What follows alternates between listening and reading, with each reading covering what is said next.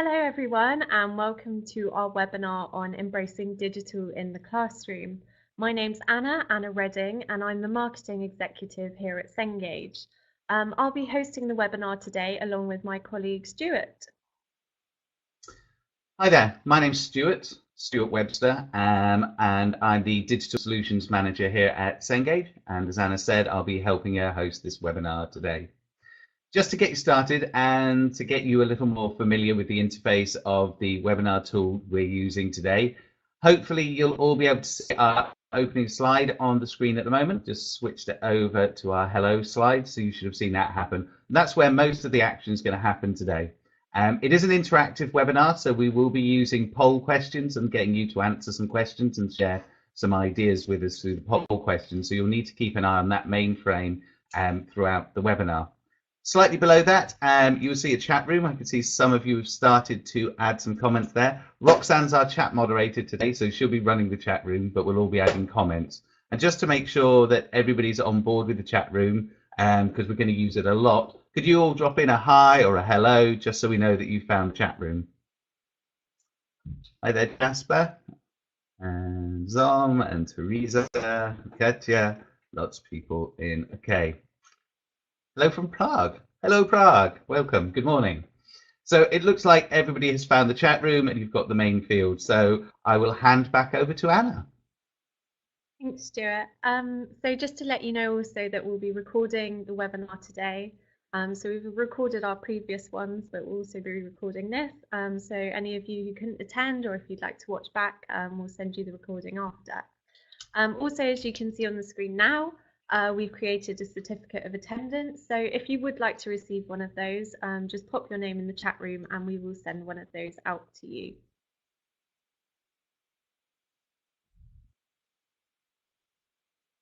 Great.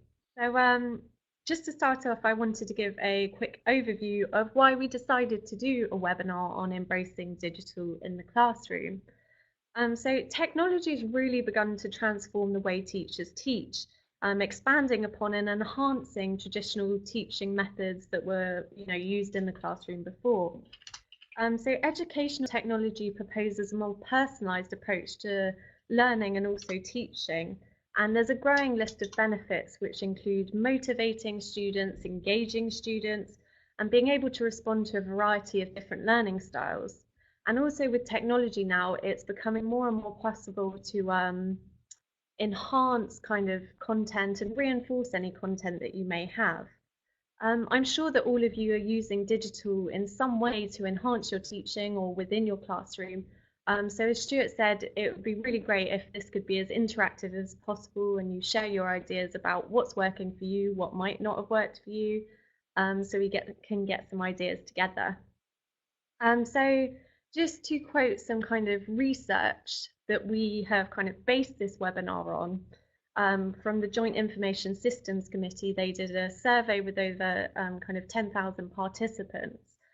So kind of the most prominent features that were found from that were that over 72% of HE students, so higher education students, agreed technology used by staff helped their learning experience.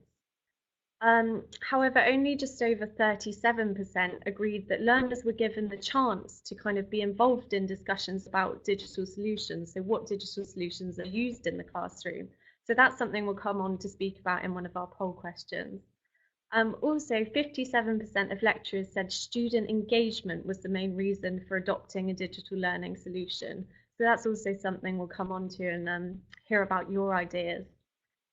So I think we should go on to the first poll question now to get things started. So the first poll question is, who determines what and how technology is used? So that may be the head of learning or innovation, head of department, yourself as in the instructor, or perhaps students, or maybe it's something else. So yeah, cast your answers now and we'll see. Hi, just to let everybody know, Anna, this is a multiple choice poll question. So if you have several people who make those decisions within your area, then please select all of the appropriate options. And most importantly, if we've not got the right person up there on the list, or if you've got a comment you'd like to make about this particular question, please jump in and add some comments to the chat room. So that really helps drive the conversation forward and lets us know what's most important to you. Although at the moment, other has not been an option.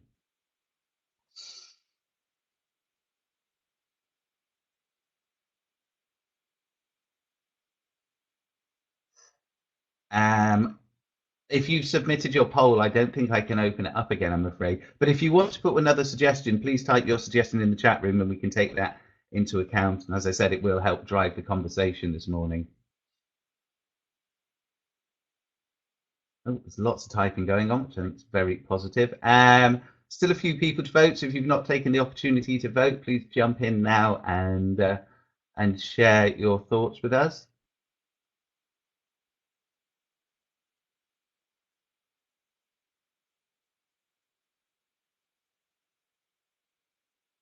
Okay, so I think I'm going to close that off there, and I think everybody's going to vote has taken the option to do so, and I'm going to share those results.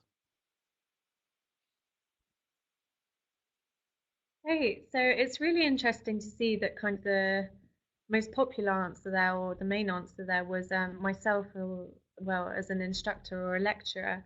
And that's really good that you're able to decide that. A lot of people are also saying, though, that it's kind of encouraged from higher up. I think more often than not now that students are looking to get as much kind of value from universities as possible. So universities are looking to increase this and enhance enrollment.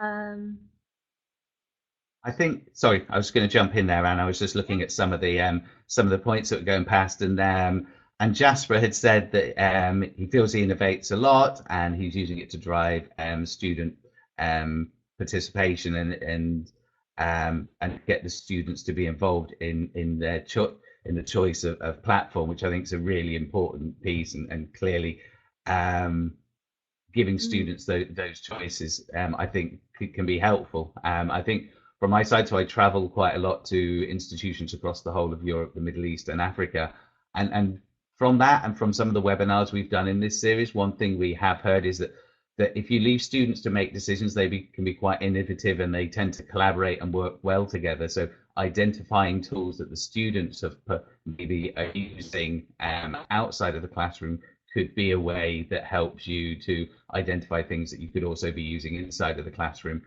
whether that's social tools or whether there are individual apps on their smartphones that they're using. They probably have a greater exposure to some of these tools than we do.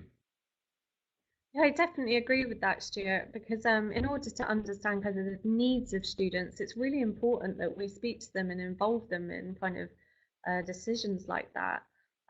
So it's possible, or more possible, to meet their needs if they're involved in that process.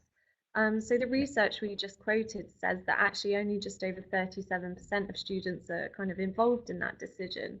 And that's interesting to know and see if it actually does have an effect on the success of implementing a digital solution. Absolutely. It is quite key. A few people had commented, and when we saw here, a small percentage talked about their heads of innovation and learning being part of that decision-making process. And I wondered in the chat room, for those of you who had commented on that, whether you felt, are those heads of innovation and learning there to bring forward new ideas and potentially new tools to you, or do you see them more as a supporting resource that can enable you to roll out tools that you've discovered yourself? And as we see, 35% of you are making those decisions about tools. You're leading that decision. So I wondered where those heads of innovation and learning come in, whether they're a support mechanism or whether they're uncovering and bringing new ideas to the table.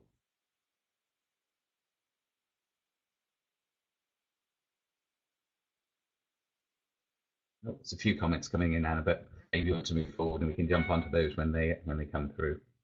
Yeah, sure. So we'll move on to our next poll question, but any of those kind of comments we can come back to. Okay. So if we move on. There you go. So this poll question is, how do you measure the success of digital within your classroom? So is it kind of increased retention, increased attendance, or perhaps improved student outcomes? So you look at students' grades. So yeah, if you could let us know what kind of how you see if something's working for you and your students, that would be great. Okay, so this one is just a single choice question. So we were just trying to drive, see what those key motivators were. But if you want to add comments in, this is definitely a question I suspect many of you have got broader opinions on than just the limited answers in the poll. Please please start to share those thoughts in the chat room whilst you're answering.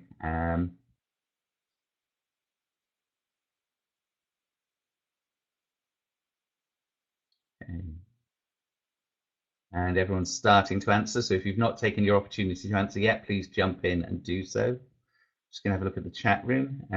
So Siobhan was saying that the head of innovation and learning bring new ideas, but also support. So it's a combination role. So seeing both there. And I think that was also said by Teresa. Martin, senior management usually do not have any hands-on teaching involvement.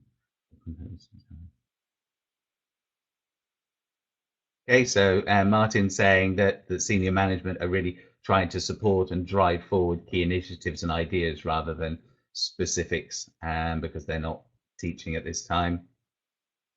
And Caroline's just mentioned a simulation game to see what impact it has on learning and achievement. That sounds really cool.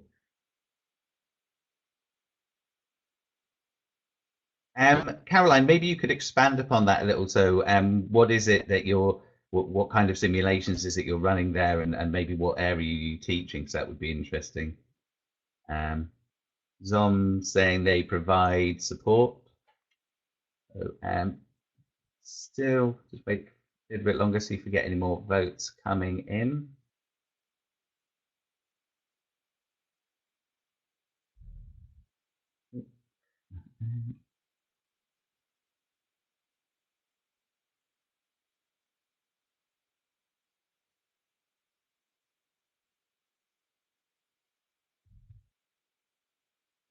Wow, so quite a long one there for Jasper. I'm not even sure I can see all of it on my screen, but talking about what we might define as driving forward outcomes. I'm particularly interested there with the co-design of the curriculum and to help improve learner confidence. I just wonder, Jasper, is that something that you're doing already, working with groups of students to co-design curriculums and plan out your courses? Because it's the first time I've seen that, and I think it's a very interesting point you bring up there. And I wonder if does that help drive the use of digital in the classroom, because students it's something that they're more exposed to. Jasper's also commented on the benefits later on when applying for jobs, and I think that's also really important because kind of any job these days is going to involve some sort of digital kind of, well, and some digital. So it's really important that students are exposed to this and are kind of really prepared for kind of lifelong skills that they will need in any job.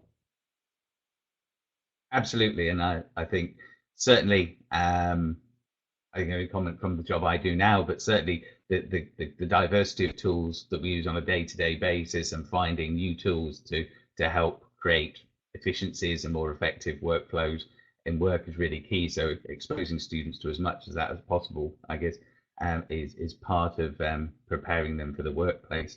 I'm going to, oh, there was another vote there. I'm going to end the voting and share the voting now.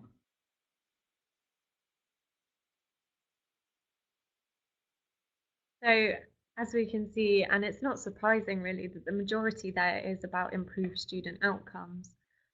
So if we just kind of reflect that in a general kind of way, we did a case study at the National University of Ireland with a lecturer called Anne Torres, who had a foundation marketing course with kind of 450 students. And she found that the pass rate was only 50% and she wasn't using any technology. So she adopted something called Four Letter Press, which is designed for on-the-go learners and is a digital solution. And she used a flipped classroom approach, which is becoming more and more popular. So students would go away, learn the content online with technology in their own time, and then come back to the class and discuss. And she found that after using this technology, that the pass rate had actually increased from 50% in 2009 to over kind of 90%, so 97% actually in 2016.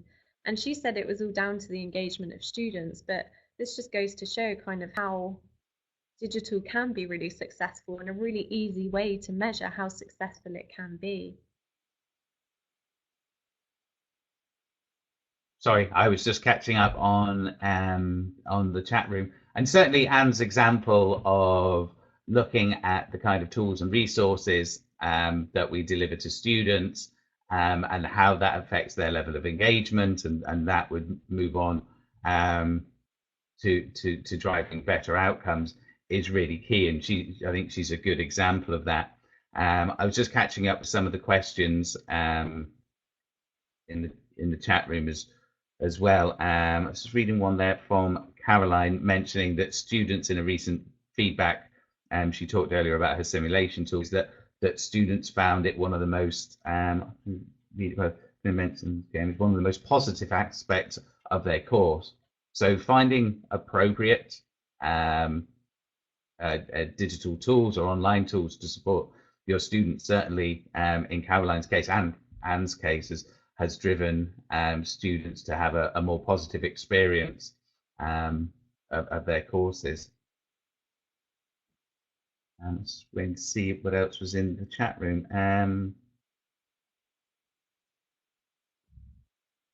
Oh, thank you for sharing that, Jasper. So Jasper was talking earlier about co-designing course curriculums with students, and has actually shared a link to a resource from a JISC conference in June 2016. JISC, or what are they, Anna? What's the long bit? Joint Information Systems Committee. So they're the people whose research data we used to drive some of the slide that Anna showed you earlier. So they are a UK-based group, but they cover the whole of, or the large majority of higher education in the UK.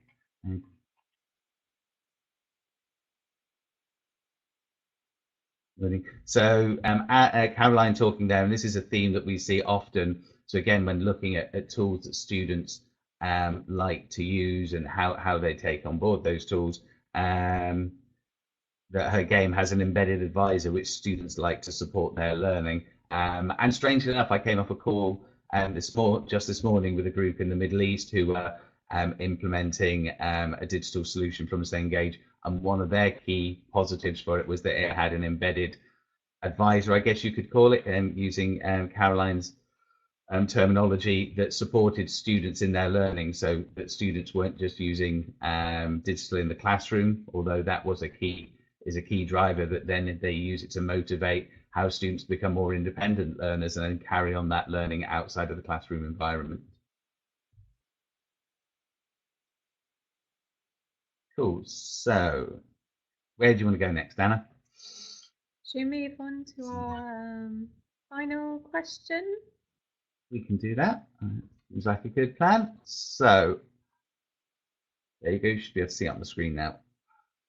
So this is about, if you could have a kind of perfect digital solution, what features would it have?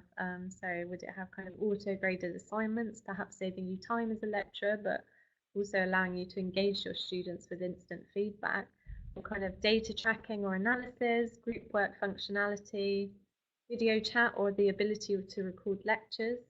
Again, this is a poll question where you can select multiple answers, and I think it's probably very likely that you will, because one solution needs a lot of different approaches.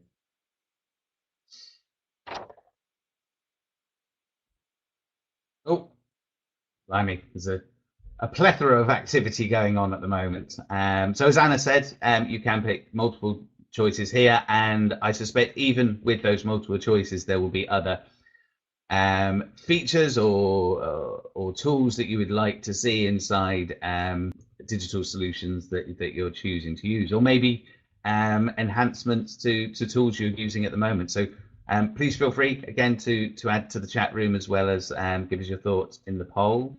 Poll's going well. Please jump in. That is interesting. There's lots of good stuff. It's so much better when you can see it coming in live like this.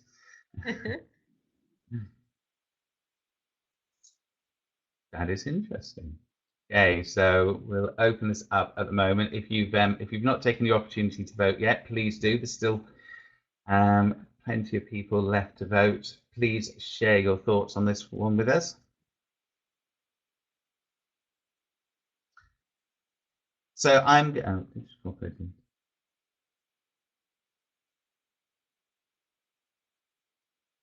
Thank you, Jasper. We'll come back to that at the moment. I'll throw another piece in here at the moment whilst you're doing this. So one of the themes I hear most commonly, and I've just come back from a trip to speak to some institutions in Greece, so I heard this quite a lot was that they were all great advocates of whatever digital solution they were using. They wanted to make sure that it was accessible for their students through their learning management system. So their Blackboard or their Moodle or whatever else it is they happen to be using, and they felt this was quite important. And that's a theme that I hear commonly on my travels. So I just wonder in the chat room, as an aside, is the use of the learning management system or the ability to integrate into that learning management system a key driver for those decisions that you're making for adopting these digital solutions that you're using?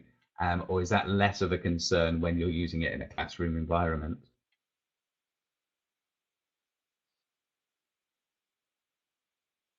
Okay, I'm going to close it off, Anna, and share the results with you. I think they are quite interesting, actually. Okay, so there's kind of a mix of answers there. I'm going to see them all. So kind of the most popular answers were group work functionality and also the ability to record lectures. And so that's really interesting, actually, with the recording lectures, because in the kind of research that we looked at, this is something students really want. However, a lot of lecturers are kind of slightly apprehensive to do this because it may kind of have an effect on student attendance. So students may just feel they won't turn up to lectures. So obviously there is a mix of answers there, though, and it's really important that there kind of are lots of different features because students learn in different ways, and it's really important to cater to all those different learning styles. Please do share kind of your ideas and experiences of what works best for you in your kind of experience of using technology. I think it's really clear that the use of digital can really enhance teaching and learning, but it also actually poses the risk of perhaps passively engaging learners. So if we can kind of pool together knowledge and share ideas and stories of what works and perhaps what doesn't, then we can kind of share ideas on how to successfully incorporate digital in the classroom. Yes, I mean, I think certainly I'm not surprised to see some of these answers, Anna, once we get some comments in. I think the ability to record lectures, as you said, is an interesting one because it's something that we hear commonly from students all over the world, that recorded lectures is a really key piece for them. But lecturers tend to be more apprehensive. And in a previous webinar in this series, where we talked about the idea of recorded lectures in slightly more depth, there was a concern that possibly it would drive down student attendance to lectures and that they wouldn't be coming in because they could watch it on a video. And I wonder if potentially some of that concern over student attendance to lectures could be negated by the use of digital tools in the lectures that make them more interactive and students become hopefully not passive learners, as Anna was saying.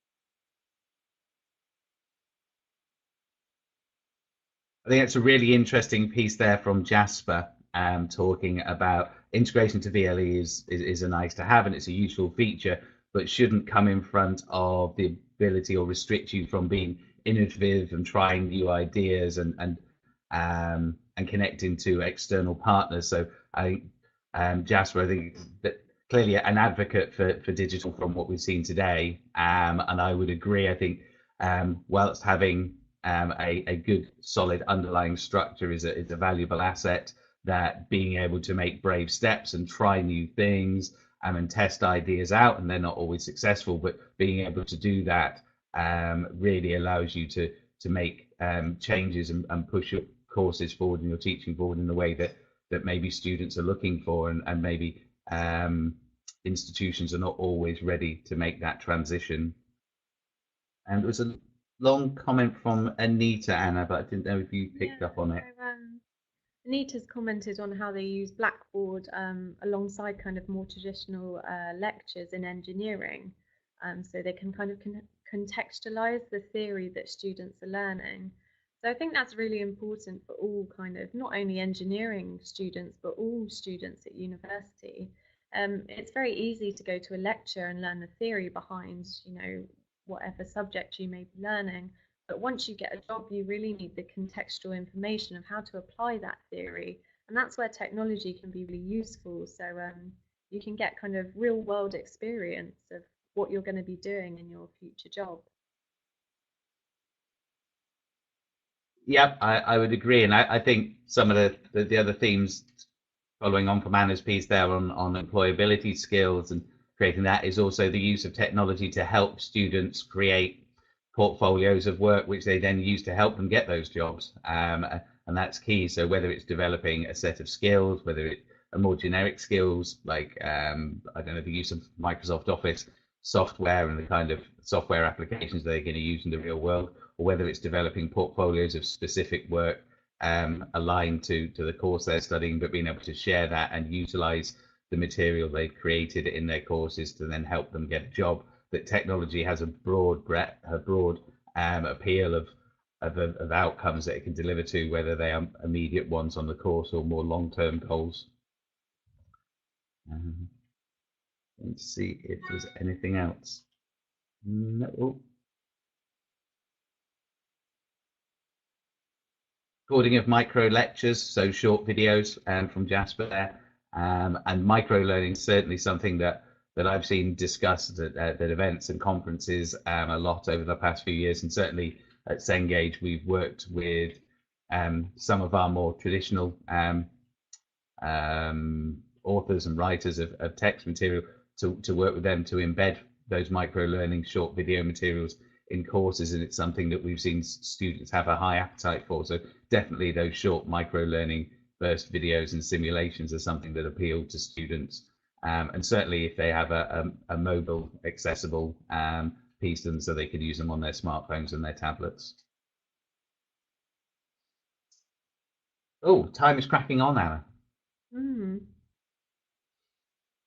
Yeah, there's a general consensus that kind of shorter videos are probably more appropriate or better at engaging students. If we just kind of wrap things up, we can you know, address anything if we have time at the end. We just wanted to say a massive thank you for your kind of engagement and participation today. It's been really great to hear from you and kind of share ideas with one another. In order to make sure we're kind of sending relevant information, it would be really really useful for us if you could pop into the chat room what learning management system you're using. So if it's Moodle or Blackboard, it would just be interesting to know. As I mentioned before, the webinars have been recorded, so there are also 2 before this in our series of webinars. So the recordings will be available if you'd like to watch back. Also, as I mentioned at the start as well, there is a certificate of attendance available, so remember to pop your name in if you haven't already, if you would like to receive one of those. As Stuart said, he kind of works on all our digital solutions and is the person to go to if you want to know anything more or just have a chat about perhaps your needs. So his email is there if you want to get in touch with him for any reason. So thank you so much again for your time. We really, really appreciate it, and we really hope you found it useful as well. Yep, and as Anna said, just like to thank you all for your engagement and your time. It's been really useful. I think my big takeaway from today, and something that I'd not seen before, was the idea of working with groups of students to co-construct curriculums and to have students involved in some of that decision-making process on their course. I think it's clearly a great idea, and it has a great way of driving student engagement. But I think from the conversations that I had with students, they're clearly their world and the devices they're using and the digital tools they're using. If you're looking to drive digital in the classroom, they'll certainly give you a lot of ideas. Whether they're all necessarily going to work is another question. But that's certainly my big takeaway, is the idea of getting students more involved in the creation and building out of their courses. So thank you for that. And hopefully we've been able through the chat room to share some other ideas that you've not thought of as well. Yeah, there's a lot of kind of questions coming in still, so feel free to ask any more. We'll leave the chat room open, and we will get back to you about those questions. Yeah, so we'll close down the call now, but I'm going to leave the chat room open and running. So if you want to ask any more questions or leave a question for us to come back to afterwards, as Anna says, we will go through the chat room and pull out any unanswered questions and email you directly. But thank you for your time today, and have a good day, everyone. Thank you. Bye. Bye bye.